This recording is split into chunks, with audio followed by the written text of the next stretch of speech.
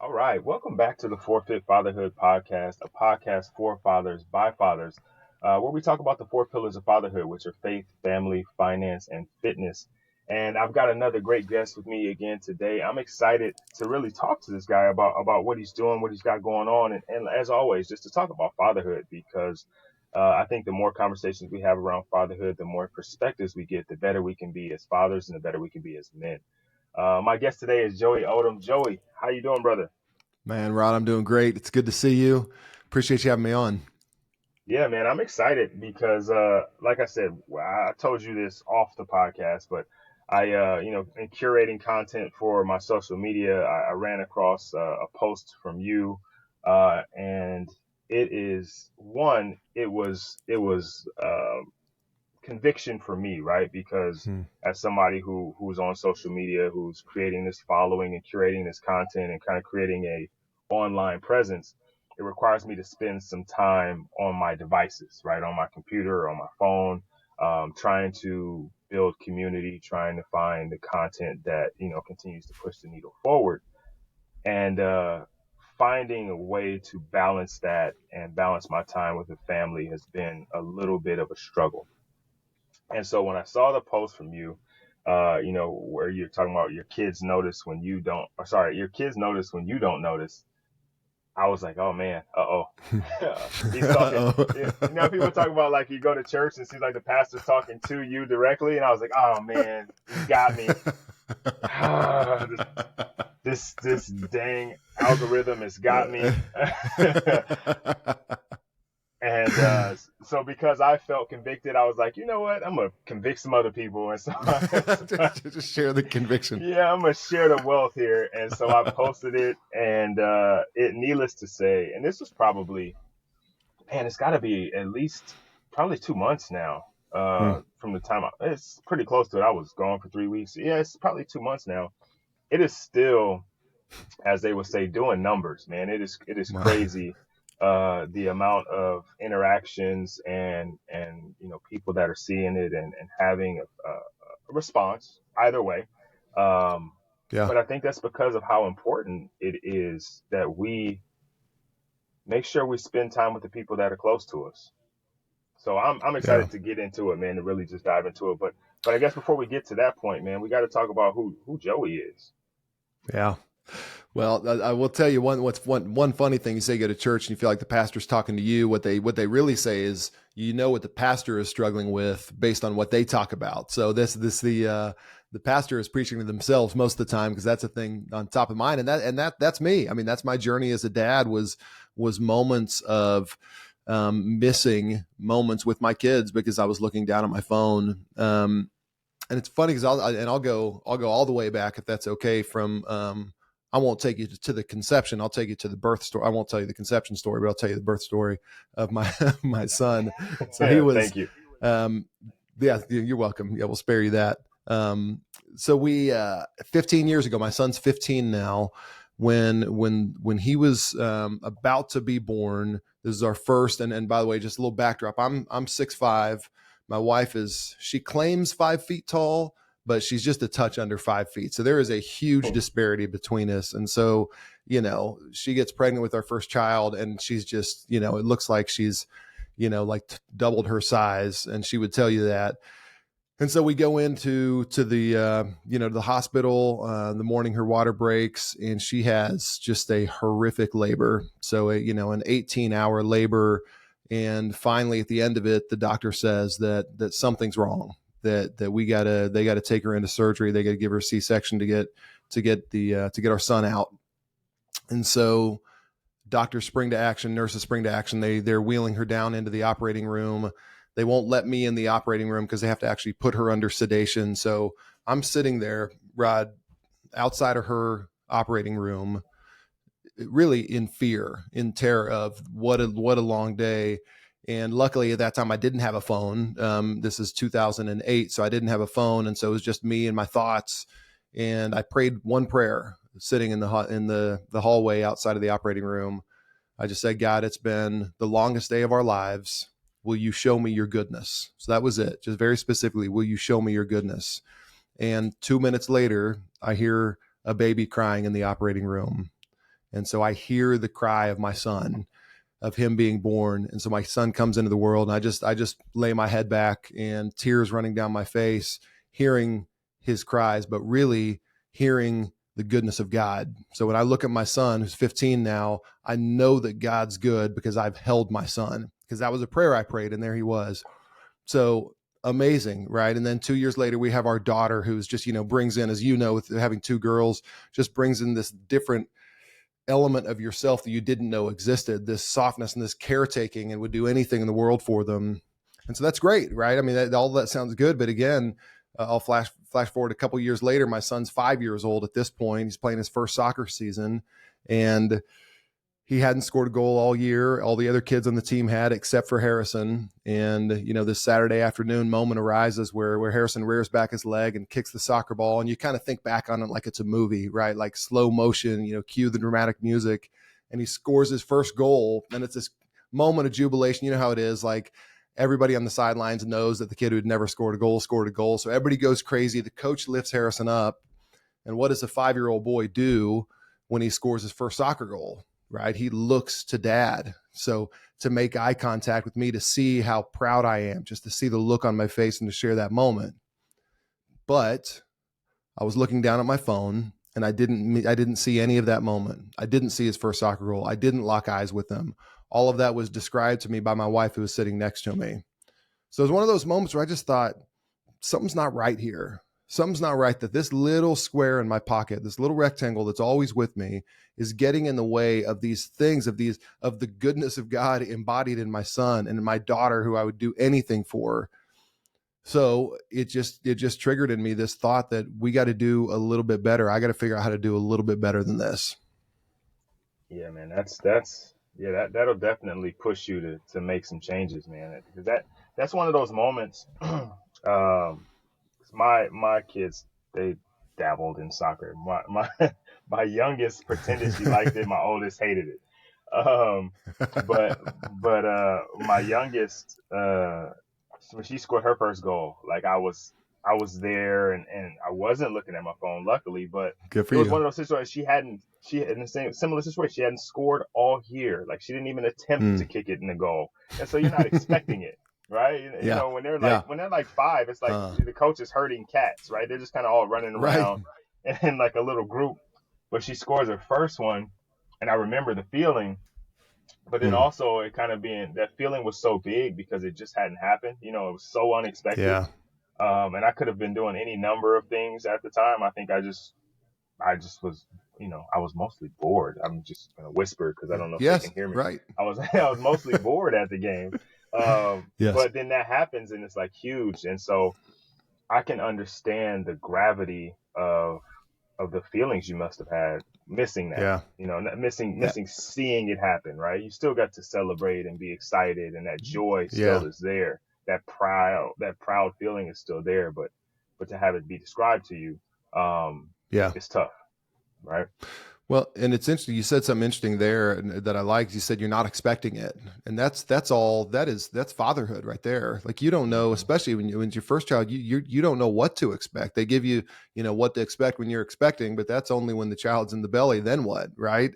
And so you can't plan out a great moment. You can't plan out. I mean, you can try to create that environment for, but you can't perfectly plan that. So in a way, that attentiveness as a father is so important, because you never know when something's going to happen. You can't expect, and if you could, you could helicopter in and you could see it happen and then move on. But you just have to be ready at all times, because we're shaping young lives, and what they believe is normal for the world is shaped by the way that we interact with them, and it shapes their self-worth, and it shapes like what they should expect of a friend group, or what they should expect of a future partner, or whoever it is. That's shaped by how we interact with them. And so, we're not expecting anything. We just have to be ready when something does arise.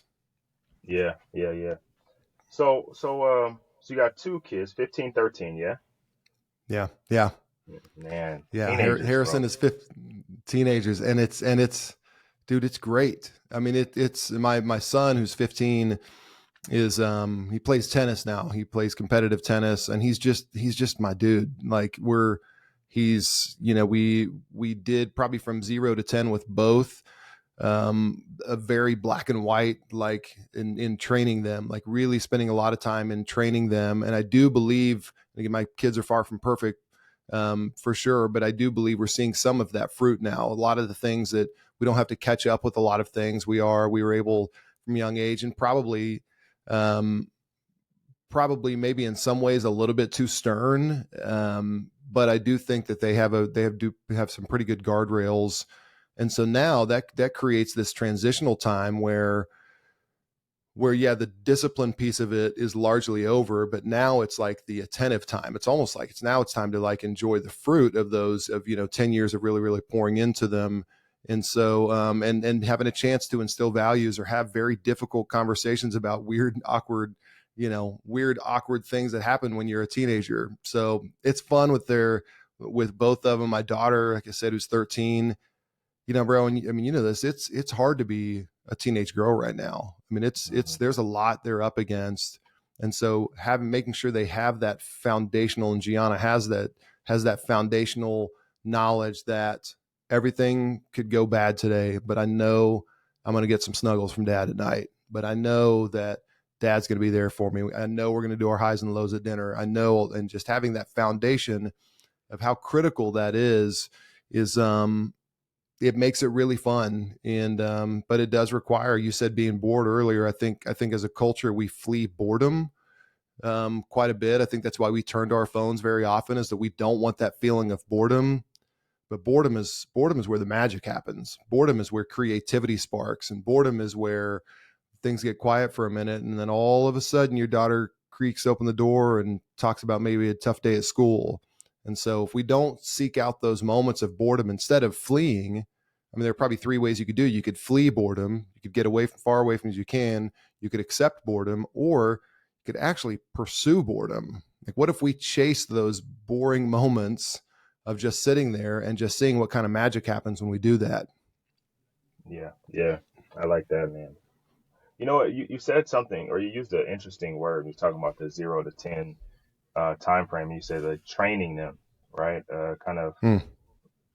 I guess people would say raising, right? But training is a good term to use, right? Because typically when you talk about training, you're talking about preparing someone for something that's coming, or preparing them for a series of tasks that are coming up. Like strength and conditioning, we're training for the opportunity to be explosive, or and that may take any form, right? It may be a sprint, maybe a jump, it may be a swing or a throw or whatever. But we're training in order to be prepared for that moment. So from 0 to 10, when you guys are training them, what does that look like? What is that like? How are you doing that? Do you guys have a framework for training, or is it just kind of how we parent our children? It probably was I don't know that I had a framework I followed necessarily. I have great parents who trained me very, very well. I think that for me, we operated more in like I said, a little bit more black and white, and a little bit more of pretty tight guardrails of, hey, here is how you interact with other people. Hey, here's how you act when we're sitting at dinner at a restaurant. You're not running around. You're not. And again, like, my kids know my snap, that snap. They, from across the room, literally, when they were little, they would hear that snap and they would know they'd turn back around. And again, there's probably an element, Rod, where I do believe, and I look back with a little bit of regret on like ways that I was maybe a little bit too stern, but there's if you've heard of the author Jordan Peterson, who's a little bit of a controversial figure, but he has a line in his parents, don't let your, it's a terrible line, but he says, don't allow your kids to do things that make you hate them. Which, yes, controversial. But in other words, it's like if you allow your kids to do things that are not socially acceptable, then they're not going to adapt to society when it's time for them to go out on their own. So if they're running around screaming at a restaurant, that annoys you, and that annoys the people around you. But again, they're normalizing that behavior for when they become teenagers, and they don't know how to act socially. So we did that. We obviously had them, had them very active at our church, and getting a good foundation from the faith side of things. And so it was, it was through the lens of training to where they could operate very fluently and functionally in society when it was time for them to start going off their own and having more independent experiences. Yeah, yeah. I've heard that line from Jordan Peterson before, and I heard it, and I was like, it makes sense, right? Because a lot of times Yeah. when you're disciplining your kid or you're punishing your kid, it's not. I mean, it comes from a good place, right? Because you want them to act a certain Yeah. way or to do a certain thing, but the punishment of it comes from your own frustrations, right? Like you're frustrated with them acting that particular way, and so when he Yeah. says, that makes you hate, he doesn't mean like hate, like you Right. despise the child, but you hate the way that action makes you feel towards them, Yes. right? Like you're really just mad at how they made you feel in the moment, right? Because as a Yeah. kid, they don't understand the context of the world. Like they don't know any Right. better. When they're making mistakes or they're doing things, and sure, sometimes they do things intentionally, right? But more often than not, as a kid, they're making mistakes and learning along the way. And then we get Yeah. frustrated that they've made the mistake, when in reality it's an opportunity for us to teach, right? And so Man, yes. if Opportunity is the right word there. I love that you use that because it is an opportunity. Because, like you said, a 4-year-old does not know how doesn't have the doesn't have the context to know how somebody should operate in society. And so you have this amazing opportunity to let them know, like, no, that's not actually the right way to do that if you're going to want to make friends someday. So let me teach you the way. Let me show you the right way. Now, and again, you're right. He doesn't mean hate. I think he's trying to be provocative there, so people will make sure they read the parenting chapter. But it is such an amazing opportunity to help frame that child into the way that they'll be able to thrive when they get older and provide them the right context. Like you said, they don't have context. So to give them the context of how you can operate successfully in life moving forward. Yeah, yeah. And in the coaching circle, and I don't want to miscredit it, and I'm not sure who I heard it from first, but there's a saying that is, if you're not coaching it, you're letting it happen, right? So like if something goes wrong in your weight room or on your team, or somebody's got a discipline issue or a play doesn't go the way that you want it to, if you don't coach it up, you're allowing it to happen, right? Like if you aren't disciplining or showing or teaching or telling or instructing or guiding, then they're learning that this is what we're supposed to do, right? Like, Yeah. yeah, it must be okay because I didn't get in trouble for it or nobody said anything. So if it's not getting coached, if it's not getting trained, then this is what we're supposed to Yeah. do.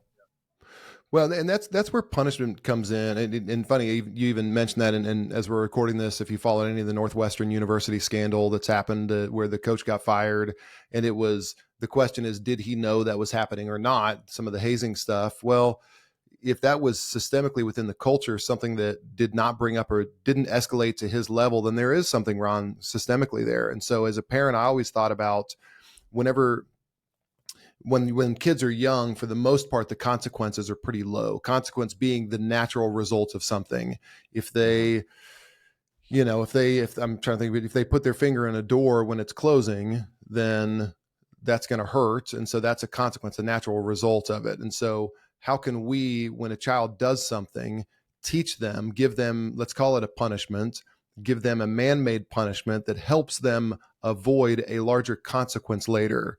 So let's say that let's say that they believe it's okay to talk back. Well, then they go through life thinking it's okay to talk back, and then they talk back to the wrong person. They pop them in the nose someday. Well, that was a consequence because they didn't have the proper punishment as they were growing up that would have helped them avoid that larger consequence. So I don't know if that makes sense, but that's the way I like to think. And the punishment itself, as a parent, when you provide a punishment to a child, it should be less than the consequence of them doing it on their own. But it's at least a warning to them, like, hey, I'm going to slap you on your hand, or I'm going to yank you yank your hand away from the door, even though it hurts, because it would hurt worse for the door to slam on your hand.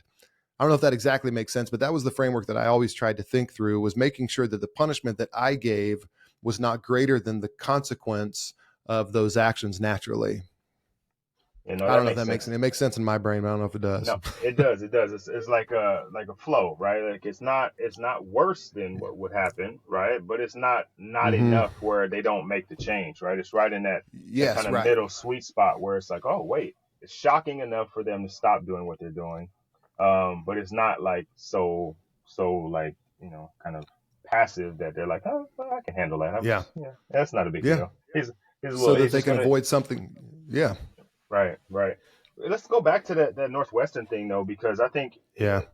we'll talk about that, and people will talk about that and be like, well, how is a coach supposed to know what's going on in the locker room, right? He's in the office and he's got so many other things going on, and I like to take everything in the world and relate it back to fatherhood.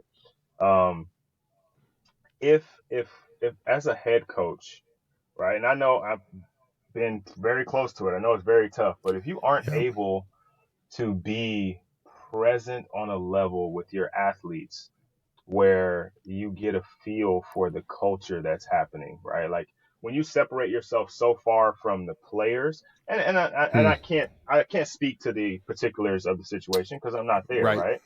But I think when you are creating a culture as a coach, you have to not just create the culture, you have to be a part of the culture, Yeah. right? Like, so when you're bringing in coaches and you're recruiting players, you're creating the culture with those individuals and the characteristics that they bring in.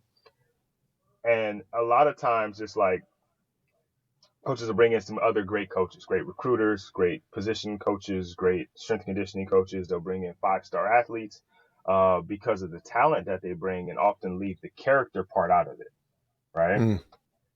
Now, as a head coach, or as a father as a head coach, you are bringing things into your home that you hope to enrich your children's lives, right? You get a big screen TV, you buy your teenager a phone, you allow them to go to their friend's house and play, and you let them go to certain parties or play for certain teams, and all these things that are great to enrich their lives.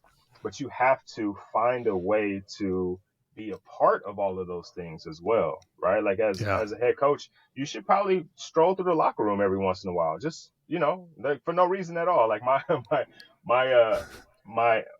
dad at his house, we'd go when I'm at his house and I'd be in the room sometimes. Sometimes he just kick the door open, and just look around, like, and then he wouldn't say anything and he would just leave, right? But like it's one of those situations where he's look, I just want to know what's happening in here, man. What's going on, right? And then he would just leave, and I'd be like, I was always like, what is he doing? But there's other ways he could have done that, right? But just Yeah. the Right. being present in your culture that you create, being present in your household, being present in your organization or your team is super important, or else things like that slip by you, right? Right. Things that are happening and people aren't bringing it up to, like you said, your level, because they're so far apart. You're separate, right? Like you're Yeah. you're you're the head coach. We're never going to talk about that to the head coach, right? We might talk about it to the trainer. Mm. Strength and conditioning coaches are going to get it all, right? Because they're like, we're part-time strength and conditioning coach, part-time therapist, part-time babysitter, and Right. so we hear everything that's going on. But if there's a distance between that guy and the head coach, then he never finds out. He gets fired, and people are like, well, he should have known. Some people are like, he should have known, and I in part agree. And then some people are like, well, how is he supposed to know? Mm. And I think he has a responsibility to know, because he is taking on a father figure type Yeah. role with those athletes in that program. And so Yep. I just wanted to go back to that real quick, because I when you Well, said it, I was like, well, it's so true. And you said something there, and what led into it is that the culture is the culture is happening. So culture is, I mean, that's what we got to understand within our homes. A culture is being formed at all times, and so it's up to us if we, to your exact point, are we creating it or are we just letting it happen? Because it is happening. So are we mm-hmm, the ones who are creating it? And in that situation, and again, this is no indictment on that specific scenario, but like that was under your watch, and and I think part of it could be, especially right now, and maybe I'm rabbit trailing into college athletics too much, but especially with NIL and transfer portal and all that stuff, the focus more and more and more has become you got to go win. You got to go win. And I get it. We're playing it. That's a competitive sport. You got to go win. But if you don't have a North Star along with that, is like, no, I'm also training young men to be mm-hmm, great men. mm-hmm, So rather than, no, we got it, because, hey, Fitzgerald put up a lot of good numbers at Northwestern, best numbers they've had in years at that school. But in the same respect, with us as kids, I have to make sure that I have a very clear North Star for Harrison as a young man and for Gianna as a young lady, and what I want for their futures. And if I'm not taking an active role in creating that culture, and again, culture is the taken for granted assumptions of how an organization works. So it's those things you don't even think about. It's the things they're just so normal that they're taken for granted that they're not conscious. And so then those things are happening all the time, and we have to take that active role in really, really creating them, which, by the way, is really hard. It is extraordinarily hard. How's a guy going to know what 70, 19, 20-year-olds are doing in a locker room? That's hard. It's hard enough for me to know what's going on with my kids. But you said something on our podcast that I've been really thinking about. And it was actually, it's really challenging. You said, what does it look like to be involved completely in your household? And I've been thinking about that a lot. And you used an example of, if your wife, keeps the calendar, that doesn't mean that you're just a passive bystander and you just show up when she tells you to show up. That means you're involved completely in that, whether you're leading the calendar or you're co-leading and helping to implement and doing the things beforehand. If you got to go to church and leave by 10:30, well, why don't I take an active role in making sure the kids are dressed too? So there's this whole concept that you've challenged me with of what does it look like to be involved completely? And in doing so, you create a culture. Yeah. And that's a really, really tough thing. I'll be completely honest. It's a really, really tough thing. And I'm not going to pretend that I'm killing it in that regard. It is something that I struggle with. And I think that I'm always going to struggle with, right? To give yourself completely to something it requires effort continuously, right? Because the nature of the person is going to be like, I should hold something back.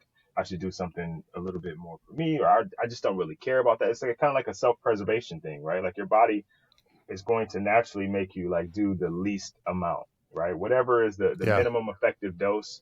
Like my wife has a calendar and I know what's on the calendar. Boom, I'm good, right? Or she tells me something's happening on Saturday, and I actually remember that something is happening on Saturday. I don't wake up Saturday morning like, man, what we got going on today? Yeah. Right, that would just be that would be just the just the minimum part of it. But then she tells me I got something on Saturday, and then I start planning things around the Saturday, and then I'm making sure whatever it is on Saturday, like we're going to a friend's house, and okay, well, do we need to bring anything? Or I contact the friend and ask them, there's levels and layers to it.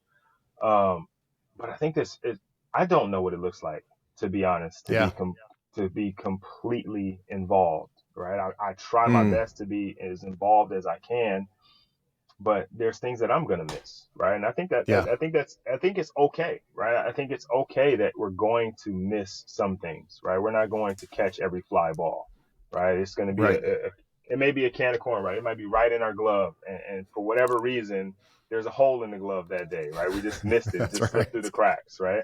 But we still have to give the effort continuously to be involved because the culture that we want to create, it demands that, right? Like if we want for our children to be the best version of themselves, and not necessarily like there is, like you say, a North Stars, it's an idea for us of what we want our children to be, but then also who do they want themselves to be, and helping them discover that and navigate what life means to be that person, and giving them context around what the world is and isn't. There's so much involved in that. And I think that is daunting for a lot of guys, right? It's just that part of fatherhood is a daunting task, but it's also very fulfilling, right? To see your kids achieve, whatever it is that they're trying to, right? Like whatever thing that they want to do. It's super cool, right? But difficult. Absolutely. But nobody said it would be easy, right? Well, that's right. And again, like, of course, like you're going to get extraordinary results if you do something more difficult. I mean, what the value of a solution is proportional to the complexity of the problem. It is complex to be involved completely. It sounds basic. And again, this is effectively, Rod, this is the premise of what we're thinking about and talking about all the time at Aro is the biggest thing that gets in the way of our intentions today, as basic and simple as it sounds, is our phones.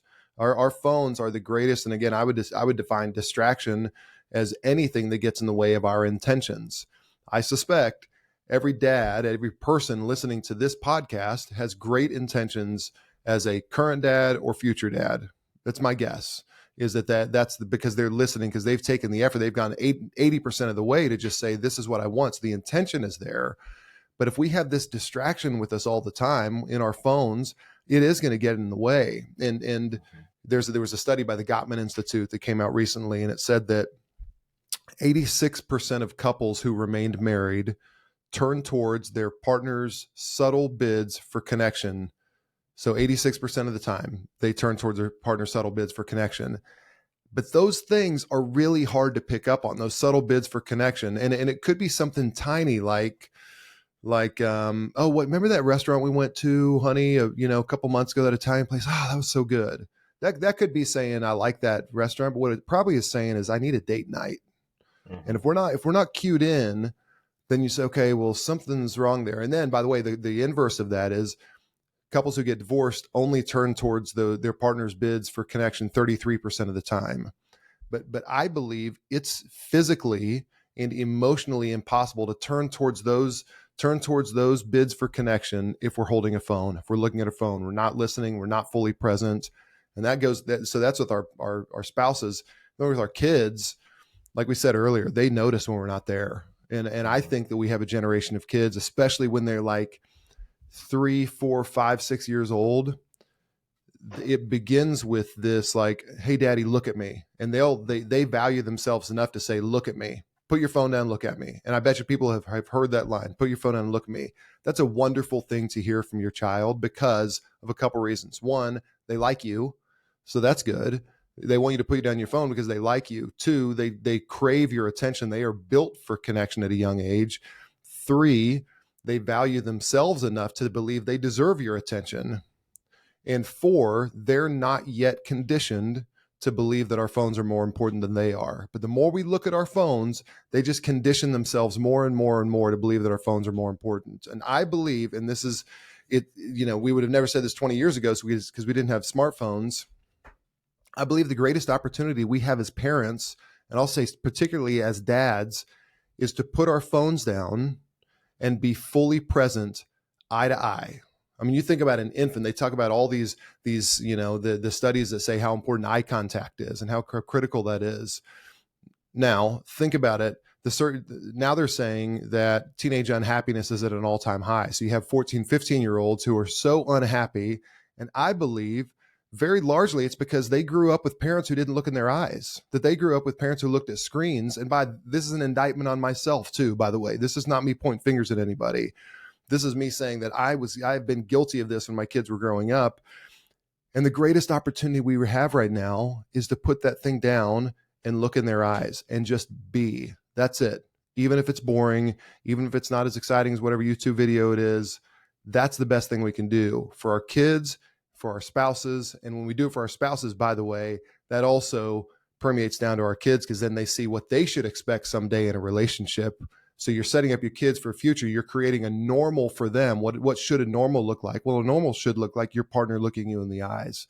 So I really do think, Rod, that it's impossible right now for us to be involved completely when we're holding a phone. And I'm not saying we get rid of phones. I'm saying, how about 6 o'clock to 9 o'clock at night?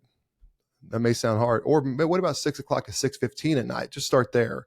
Just little bits of time of putting your phone down, and how important and critical that can be and foundational to your children's development. Then also how much that could help your marriage thrive just by doing that basic thing. Yeah. I want to touch on that teenage unhappiness thing. And it's one of those things where it doesn't start there. As you mentioned, it doesn't start when they become a teenager, right? From like 0 to 7, 0 to 10, a large portion of your child's self-esteem, and we say like self-esteem is esteem of self, but it's built through the people that you value the most, right? Their value, their self-worth, their self-esteem is all kind of, especially as a kid, their world is really small. It's like mom, dad, maybe a sister and a brother, right? But I'm at the center of it. If the things that are around me, right, don't value my crazy thing that I just did. Look at me, I just jumped, right? Or this joke that I just told, nobody laughs at or nobody's paying attention to me.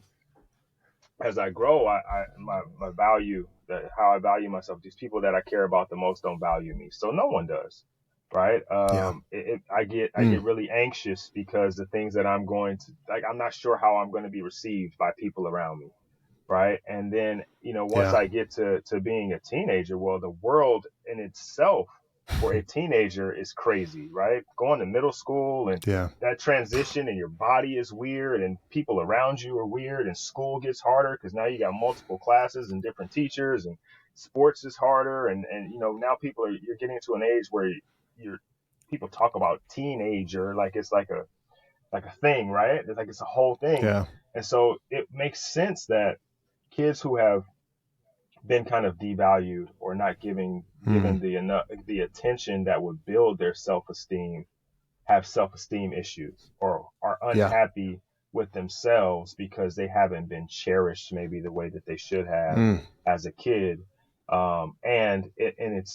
It's funny for us because as adults we'll talk about kids and phones, and they're always on their phones, or they're on YouTube, or they're on this or on that, but we kind of let it happen, right? And then Yeah. Right. to double down on it, we got sucked into it, right? Like we're Yeah. following their lead in a lot of ways, right? And I've noticed with my kids, because they just got iPads for Christmas this year. Prior to that, they didn't have any social media. I'm not social media. They didn't have any devices, right? Or they did, but they had like the little educational devices. So it was like, no Right. access to the internet, no YouTube, none of this stuff, right? But what I noticed with them is they have no ability to disconnect from it, right? Like if they're watching something on their iPad, it doesn't matter what it is, they can't hear. Like their hearing is gone. Like they're Right. completely Right. deaf, right? The house would have to be on fire and it would have to burn them first. Like they could smell the smoke and they could see the fire off in the distance, but it's like blurry. It would have to like literally catch their clothes on fire before they move. And, I'm 40, right? And so the internet didn't become a thing until I was in college. I mean, it was a thing, but it wasn't a thing like for real. I didn't have my first phone until I was 20. And so Yep. I can be on my phone and immediately put it down and focus in, right? I could be watching something on TV and having a conversation. These aren't good things. I'm not saying that these are good things that I've got these special set of skills, but Right. but I have an ability to have multiple things happening and pay attention. Not as good as I should, obviously, but be able to pay attention and hold a conversation. But they don't, right? And we we have to make sure that we help them with that. But then also we can't fall down that same rabbit hole, right? We can't allow ourselves to get caught up in, like we talked about at the beginning of this thing, missing those moments, right? Yeah. Because as you said, that 6 to 6:15 could be a huge 15 minutes in your life and your child's life, right? Yeah.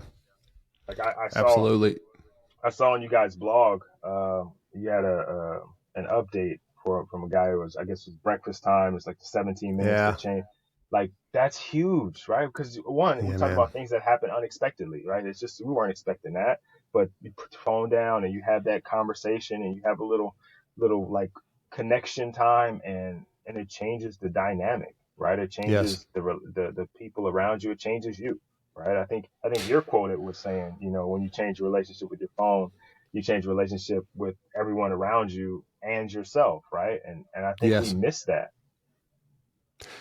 Man, it's so true. It's just this silly thing, and again, because it doesn't sound difficult. Again, like you know how to lose weight. Well, you burn more calories than you consume, so that seems easy, right? So why isn't everybody fit? Because the practicality of that can become difficult because there are things in the way of that. And I mean, our goal as a company is to help remove the friction of putting down your phone. So we have a solution for it. But the point is like that we can, anything that we want to do has a very simple equation to it. Just like that. It's just caloric deficit and staying active, right? Or adding a little bit of weight, as you from week to week to week, or whatever that is on the bench press. So, but what happens is, and this is where the cool opportunity is, like we do have these opportunities every day, all the time around us, because when we put down our phones, Rod, I mean, when you put down your phone, and by the way, I encourage people to tell the people around them that they're doing it. So for dad listening tonight, just try this out tonight. family dinner, be like, hey, you know what? I'm going to put my phone over here in the other room for dinner. Just say it. Don't ask anybody else to do it. Just do it yourself. And what you've done all of a sudden is you've changed the environment completely. And the message you're saying to those people is 8 billion people can reach me on this phone. Theoretically, there are 8 billion people on the earth. 8 billion people can theoretically reach me on the phone, and you are more important than every single one of them right now. So you're bestowing value on them. And so to your point, when a child all of a sudden becomes a teenager, it doesn't start then when they become happy. You know, the unhappiness or happiness doesn't begin then. It starts really, really early on. But if they know I have this value, my dad has thought I'm valuable all my life because I know that because he puts his phone down and he fully focuses on me. And by the way, back to our kids noticing when we're not there, they notice when we are there. They love it. My daughter, when she was 10 years old, we just finished watching a movie and I didn't have my phone with me. And she turned to me at the end of the movie and she said, Daddy, did you know that this is the first movie we've watched together and you haven't had your phone? It's no BS. Like, she noticed that. And we've heard those stories again and again and again and again from people through Aro saying, my kid actually said they said they could tell I was there. And so here's something cool that happens. This is just the habit loop. The end of the habit loop is reward. And that was a reward for me for putting my phone down. And so what do you think the next time we watched the movie, what do you think I did? The first thing I did was putting down my phone because I knew how good it felt when Gianna recognized that I was fully present with her. And so we're in a bunch of these, I would call them habits, but habits begin with routines. We have a habit of having our phone with us all the time. 91% of Americans have their phones with them 24 hours a day.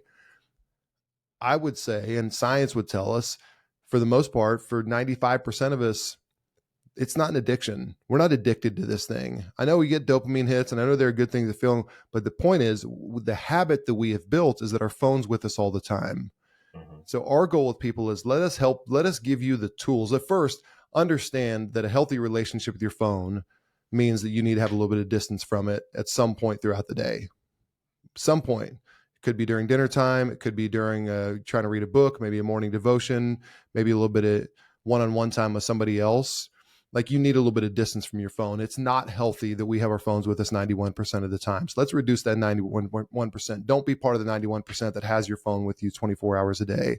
And then when you put it down, again, I encourage people to really make an outward display of it because you are telling somebody else you're important to them. So put it away and then really be fully present, because that's when parenting starts, right? It's not like our parents didn't have phones at all. That doesn't mean they were good parents. That just meant that they had an environment where they could be fully present with us, and they chose to or they chose not to. So the real magic happens after. The point is not just put your phone down. The point is point your phone down so that you can be fully present and you can come eye to eye with the people who are most important to you. Yeah, for sure. I think our parents, they had the gift of us not having phones and them not having phones, right? Because, like you said, they had the choice to be fully present or not, right? And whatever happened. But then also, they had an extended period of time to be effective in our life, right? Because kids now, because they have phones, they never leave the outside world outside, right? Whatever happened while they were at school now comes home with them. All those same people, all those same problems, all of those same things are now just traveling along with them. And we never get the opportunity, and I don't have that yet, and I'm fighting for it right now. But where they bring the outside world inside, right? With me, if something happened at school, I could separate from it and go home, and whatever happened at home was a completely different world. It was like, have you seen the show Severance? Oh yeah, I love that show. You know what I mean? Like I had a home life and an outside home life, and the two rods never got to meet each other, right? Yeah, that's right. But now they are inseparable, right? Like they're, like you said, 91% of people have their phone 24 hours. That's a lot. Like that's like another appendage. Like, it's attached to you. That's right.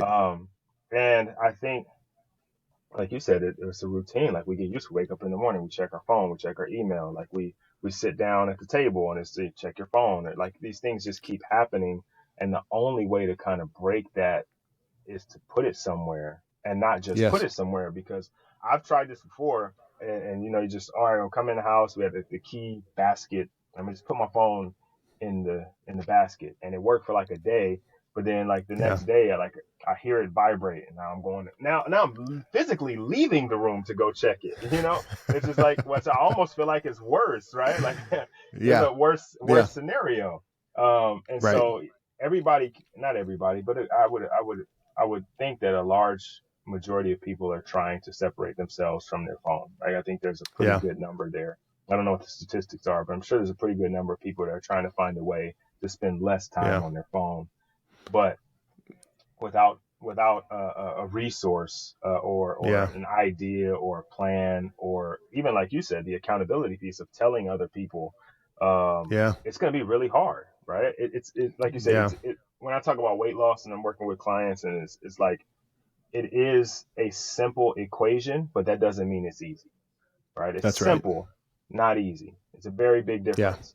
And this is not an easy thing for us or for our children, but it is a Yeah. necessary thing. And it's something that we have to try to work towards because they need us as parents. Yes. And shoot, I don't know where the world is going with social media and technology and artificial intelligence and all that. But Yeah. if I'm not able to connect with them more, then I'm going to lose them faster. Yeah. That's right. It's totally right. The stakes are really high. And I think that, gym memberships, people pay for gym memberships all the time, right? Because they place enough value on that piece of their lives. Now, you and I both know you can burn calories and build muscle for free. I don't know if people know Mm-hmm. that. You don't have to join a gym for that. But when you take it seriously enough, you place value on it. And so then you say, okay, I'm going to have the monthly payment, the accountability, or maybe I, go through group of people to a gym together. Maybe I am going to hire Rod and like really place value on that because it's important enough to you. You see the value in it and you say, I need some help removing the friction of doing something that is difficult to do. It is difficult to stick to a consistent workout regimen to pursue that goal. But if it's important enough to you, you'll deploy the resources to that. And it should be important enough to you. And we're as evolved enough as a society now to know that physical fitness is absolutely critical. And we all need to be taking drastic measures to take care of our bodies. And I am hopeful when I think of society, because I do think that people are beginning to recognize I have to do something about smartphones. I need to model it well for my young kids so that when they have phones, they have a good relationship with their phone. And again, Aro, what we do, we provide a solution that helps give you a place for your phone and then gamify the experience of being away from your phone. So it's not just the place, but it's the app, and kind of building it almost like that app is built around kind of the science of what the social media tools are doing to keep us on our phone. So we're doing it to help you get away from your phone. But the principle is just like you can burn calories for free. If you can do this on your own, please go do it on your own. We're just here if someone says I need a little bit more help to remove that friction of doing something difficult. And that's our goal. But our message is more, this is not about the last thing we need to do is just, to sell product or anything like that. We're not interested in that. We're interested in spreading this message that we need to, not just need to, like we are in a desperate, dire point in society when we have to do something, but it's not just society. Because the Surgeon General just issued a national health crisis, a public health crisis around the use of smartphones, and he has this national strategy to advance social connection. But a national strategy doesn't work unless we have a household strategy. So I think people listening can forget all about the cultural and societal. No, think about you. Think Mm-hmm. about your kids. Think about your spouse, and employ a household strategy for yourself and for your kids, because it is far too important for us to just believe it's going to happen. Back to the culture example. It's going to happen, and you need to be the one that's creating it, or it's going to go somewhere else. That culture and what's normal in your home, what's normal for your kids with devices, is just going to happen on its own unless you take an active role in creating it. So that's our message is, and by the way, the term Aro, our company name, means to notice and to turn towards. That's what that word means. And we want people to turn towards the things that are most important to them, to notice the feelings inside of them, to notice their spouse's subtle bid for connection, to notice if something's different with your child, so then they can talk to them and see, maybe something did happen at school. But all that none of that can happen unless our phones are really physically distant and out of our line of sight, so we can actually be attentive enough to notice those things happening around us. Yeah, yeah. You mentioned this the subtle thing or subtlety earlier, and you brought it up here again. And I think it's not just your wife, it's also or your significant other. It's also your kids, right? They Man, give yeah, you yeah, little hints throughout the day, or little things that they do, or even just the look, right? Just looking at you to mm, see if you're looking at them, right? Or to see if you notice yes, that they've done something or said something or just little stuff, right? Because my girls will do it. They just do little yeah, stuff, like say little stuff or do little things, and like then I feel them staring at me. I'm like, what? What happened? Like what? Yeah, I saw you. I'm looking at it. Like we're looking at each other. I'm not looking at you and you're yeah, looking at me. We're looking at each other. Like I know what's going on. yeah, But I think that's really important that we continue to push the envelope forward on noticing those things. And like you said, they're not yeah, easy. It's not easy to notice when it's something so subtle, right? Like it isn't just jumping out at you. They aren't yelling at you like they did when they were 3 or 4, when they were saying yeah. mommy or daddy 100 times to get your attention. Now they're just like, they might just walk in the room, right? They just look at you a certain way and you're supposed to pick up on, hey, Yes, you're not, you want to talk about that? Or just, how was school today? Or, it's just the little things yeah, that I think it's hard to pick up on if you aren't trying to be fully involved or you aren't trying to be as yeah, present as you can be. And your phone is a barrier to that, right? It is definitely a yeah, distraction. Um, and probably one of the biggest distractions, not only for your family, but just for other things too. yeah, Like just, there's so many things that happen on phones, which is really interesting, right? Is because a yeah, phone that gives you the ability to connect with, at this point now, yeah, anybody in the world, right? You can connect with celebrities and superstars and families and businesses, and you have the ability to really, with very little effort, connect to all the information the world has ever known and mm, all the people the world has ever had. But the people who are closest to you are further away because of your proximity to the people wow. who are furthest from you. Hmm. Yeah, that was a little deeper than I want to go, but I No, just kind of no, you got my mind spinning, because you said something super interesting in the middle of that. You said with very little effort, we can consume a lot of information. And what valuable thing comes from very little effort? Nothing, right? yeah I mean, it's like nothing of value comes from very little effort. And so we're pursuing the things that require very little effort that have a commensurate amount of value, and we're overlooking the things that have the greatest value because they require a lot of effort. Man, hmm it's really hard. And I got a 13-year-old and a 15-year-old. Sometimes it's hard to connect with them, but that doesn't mean I shouldn't pursue it. Doesn't mean I shouldn't go, doesn't mean I should watch some Severance episodes on my phone just because that's easy. yeah That means that I need to go actually put in the work to connect with them. And again, the result is a huge amount of value. There's nothing more valuable than that. And I think it's worth clarifying one thing.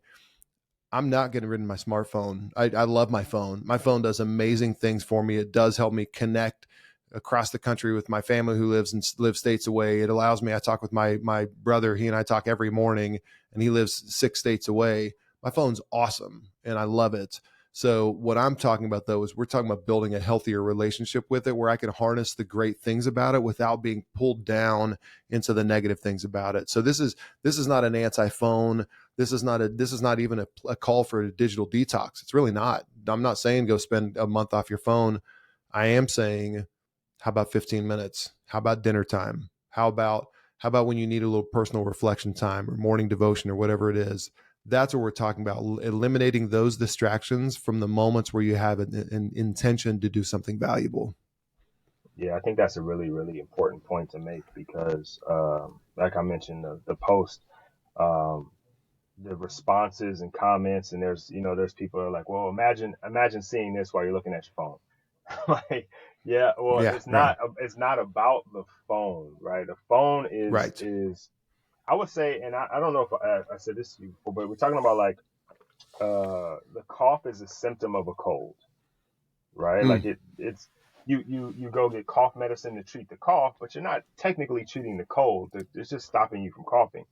I think the Yeah. phone is a symptom to a bigger problem with the interpersonal relationships that we have, right? Yes. Like it's like you mentioned, it's harder to form these bonds. It's harder to have a great relationship with your significant other. It's harder to be funny, to be caring, to be, but like if I share a Yep. meme, I didn't really have to do anything. I saw it, I laughed at it, I shared it with you. Now I'm funny. I'm the funny guy in the group. I'm Right. Rod. I send the funny memes. Like now people think I'm funny, then we go like together in public and I'm not cracking jokes. They're like, oh, he's different. Are you okay? I'm like, yeah, I'm fine. I just don't have any funny memes to share right now, guys. Like, you know what I mean? So I think that you're right. It's not about the phone, right? It's about the Yeah. connection. It's about reinforcing the importance of those people that are close to you. It's about building up the long lasting relationships that you really, really want to have, right? Because we have people who we follow and people who follow us on social media, and we, comment and we tweet to each other, and we have these like kind of really surface level relationships, and we value those, and sometimes more than we value the real relationships that we could have with our family and friends and those in our community. And I think that's probably Yeah. the real issue. And Yeah. so, we have to let go of what people call or have called phone shaming, as if a phone Yeah. is a person. I'm with you, man. And the cool thing is, it's not doom and gloom. It's not for you to shame. There's no shame in this. It is the greatest opportunity we all have in front of us. And the cool thing is, it is right in front of us. It's available to every single one of us today. This is available to us. So no one should walk away from this conversation feeling bad about themselves or going down a shame spiral. No, they should walk away being like, this is freaking awesome. I can do something about it today. It actually requires a small act at the beginning to go do something very, very valuable. And that is phone in a different place, out of sight and away from your person, away from you being able to grab it. And it's such a cool opportunity. I'll say it again. You referenced the line we say, when you change your relationship with your phone, you change your relationship with everyone around you, including yourself. And that's hopeful. That's an amazing opportunity all of us have that we can do today. Yeah, yeah, and it again, when we talk about it like being simple or like a smaller thing, it's really not, right? And we can talk Yeah. about it being for our family and for our kids, but really it's for you, right? Because Yeah. when you make that step, right, and you put your phone away, what you're saying not only to them but to yourself is that I value you, and I value Yep. how you view me, because I Mm. have value for myself, right? Like if I don't care what Yep. you think about me, then I can do whatever I want, right? Like I can be Mm. whatever I want. I can be lazy. I could be any of the negative things that you say, right? And I could be all of Yep. those things, but I don't care what you say, right? But our family, I think we do. I think we do care what they Mm. think. I think we do care that they feel like we love them. I think we do care that our kids, when we get old, are not going to put us in a home. I think we do care about all of those things. And the best way for us to show it is to show it to ourselves. And Yeah. like you said, just it doesn't have to be this big thing. Like it doesn't have to be a 30-day phone detox. Maybe depending on the person, Yeah. maybe that's who you are, and you know who you are, and that's what you need, right? But then after the 30-day detox, are you going to go right back to it, right? Like That's it's right. just one of those things where you have to. I think you take baby steps, right? Mm-hmm. Or at least you try Absolutely. to, right? At least you try to take baby steps. And maybe, like you say, 15 minutes, like the rule of 15. Like if I could do 15 minutes consistently, let me try to add 15 to it, right? And then I Yeah. just grow from there, right? Yeah. But then also, if you know yourself and you know, okay, I'm not a 30-day detox kind of guy, but I'm also not a 15-minute kind of guy. Like I know that Mm-hmm. I need another level to that, okay? Then this is where something like Aro comes in. Is like, it takes the pressure off of me wanting to go get my phone because it's somewhere else Yeah. and I can't see it. and it's in its own world, right? It's doing this thing in its own Yeah. world. Matter of fact, when I get it back, the battery's going to be charged. Like, oh, I don't have to worry about it. Like, that's like the two biggest concerns on the phone is what notifications you got and what is my battery percentage, right? I don't have to worry about the notifications, and when I get it back, the battery's going to be fully charged. Like, all right, cool, I can handle that. That's it. But I think you have to know who you are and where you are. And again, this is a something that's going to be beautiful and beneficial for you and those around you. Yeah, absolutely. Man. So look, I knew this was going to be a good one, man. Like I knew talking to you and getting into talking about fatherhood and talking about all of these things that we talked about were going to be awesome. But it's a fatherhood podcast, and I ask this question all the time, and I get varying responses because fatherhood is not the same for everybody, right? There's a lot of parallels, but everybody does it a little bit differently because our kids require that of us. But I'm curious to know, what does fatherhood mean to you? Yeah, I think if I were to synthesize what fatherhood means to me is, I think fatherhood is an opportunity to probably clean up some stuff that maybe you had experienced when you were growing up. It's an opportunity for me, when I think about how great my dad was, to build on the great things that he did, for me to tweak some things that maybe I didn't, that maybe I would have adjusted for him. But, and you've said this before, and I love it, this is your only unique job. This is my only unique job. I am replaceable to everybody else. Probably my wife, I hope she didn't listen, but like she would, she could go find somebody else who's better looking than me and who's, and that may be a hard search. I get it, but no, so she could find somebody who could replace, but my kids, and you said it on our podcast, I'm the only one for them. This is my single unique job. I'm replaceable everywhere else. So to me, it is this extraordinary opportunity. And that comes from somebody, Rod, where I do reflect sometimes with like guilt on mistakes I've made in the past. And so it's easy to go look at the downside and look, oh, I wish I'd have done this. I wish I'd have seen Harrison's first soccer goal, but no, today's different. And whenever I leave the office today and I go home, I have this amazing opportunity to create an experience and to be there for them and to fulfill my job. That is the only unique job I have in my life. So to me, it's opportunity. I like that, man. I like that. I haven't heard anybody say opportunity of all the episodes, or maybe I'm missing one, but that if they did, they didn't explain it the way that you did. So I really like the opportunity angle, because I agree, it is an opportunity to, like you said, maybe right some wrongs and an opportunity to set your child and the world up to be a better place. All right, here's the last question. It's kind of a two-part question, but the first part's really important because again, it's a podcast for a father. So let's say you're putting out a social media post, and because we're talking about phones, right, guy, all of the followers who are going to see this are fathers, right? So this message is specifically for them. If anybody else catches it, it's a bonus. But all dads are going to hear this. What do you want them to hear? I want them to hear that the most important thing you can do is to be fully present. That's the most important thing. And by the way, that's me telling myself that same message. That's the most important thing that I can do, is to be fully present. And the lowest hanging fruit we have there is literally to physically put our phones out of sight and away from us. And that's the most important thing. You are 80% of the way there by doing that small thing, because the most important thing you can be is fully present. And again, that's a message to myself as well. Yeah, I like that. So that post killed it, right? I mean, that's a mic drop moment. So you make the page private now, and that post lives on in perpetuity. But now that it's private, you've only got 2 followers that you've allowed to continue to follow you, and those 2 followers are your kids. So you have one more post to make, and what do you want that to be? Just to my kids specifically? That's it. Just your 2. Man, you're gonna get me crying thinking about that.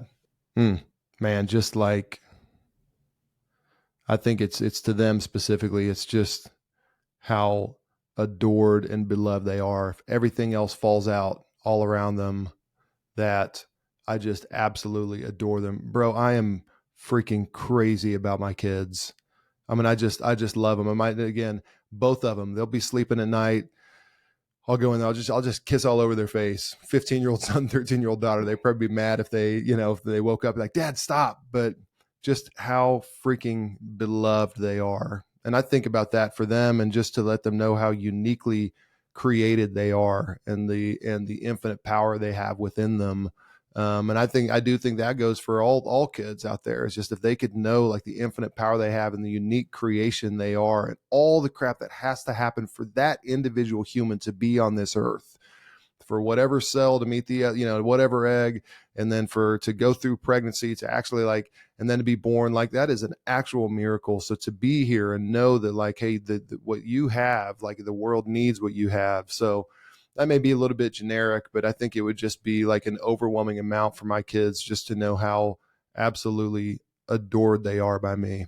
I think they will, and I think they do, right? I think that you're a father that is showing up for them in a way that is larger than life, right? And I think they are. I mean, that post is going to hit, right? That post is going to hit, and they're going to love it because they know it to be true, right? There's authenticity to it, right? I think one of the reasons why the clip of yours that I posted is doing so well is because it's the authenticity of it. It doesn't come off as someone who is judging people. It doesn't come off as someone who's preaching to people.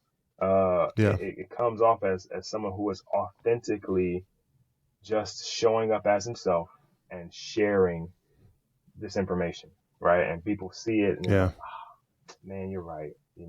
I feel that, and it's something that that's huge. And so I think for sure the kids know that now they'll know that you're kissing them all over the face, but but they know awesome. How you feel about them, man, and that's awesome. And now every dad that's listening knows how you feel about them. Can I share something with you really quick? Yeah. Those two questions come about because one, it's a reminder to the person who's answering them of what their overarching message to other fathers is, because that's usually the same message you have for yourself, and you actually said it. It's that's to you too. But then also that message that you have to your kids is kind of like our mission statement almost, or the things that we want most for them. And it's always cool to hear other guys say it, because it helps us reinforce, dads that are listening, oh, okay, I need to know what fatherhood means to me. I need to know what my message is in fatherhood. When people see me as a father, what message am I putting out to the world? And as a father to my kids, what message are they receiving from me? I think those things are really huge and really, really big in guiding you and being the father that you want to be. Right. And I think that's why I started asking them. Well, initially I started asking because I was curious, right? What does fatherhood mean to you? Because fatherhood is very hard to define, because it takes on so many different roles and from so many different people. But then I think the message part of it really gets to the core of who you are and what you want from the people that call you father. Yeah.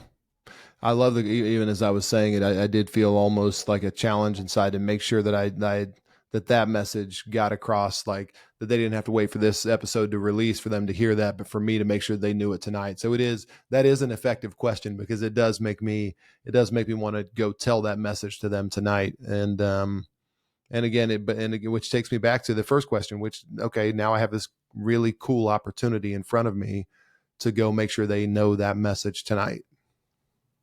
Awesome, man. Well, look, I know how important time is as a father. I actually got to go take my daughters to the park to go do something outside the house. It's 100 degrees, so I don't know how long we're gonna be there. But we are going to get out and do something, and probably in some form of shade. But we're gonna go make it happen. But thanks, man. Look, I'm super appreciative for you joining us. If guys are wanting to reach out, or they're wanting to get in touch with you or learn more about what you got going on, what would be the best way for them to do that? I think the best way I would say to follow us on Instagram at GoAro Now, GoAroNow, at GoAro Now. Our website's goaro.com, but I think following us on Instagram would be the best way to do it, and reach out. Just shoot us a DM if you want to connect as well there. But we'd love to connect with you. We talk a lot about this. It's all about intentional family living, tools, inspiration, all that kind of stuff. So yeah, at GoAro Now on Instagram.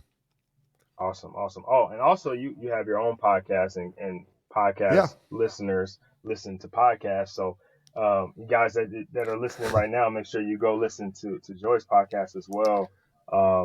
It's been really good stuff, right? Like not that it wasn't before I started listening, but it's been good. But yeah, no, we've I'm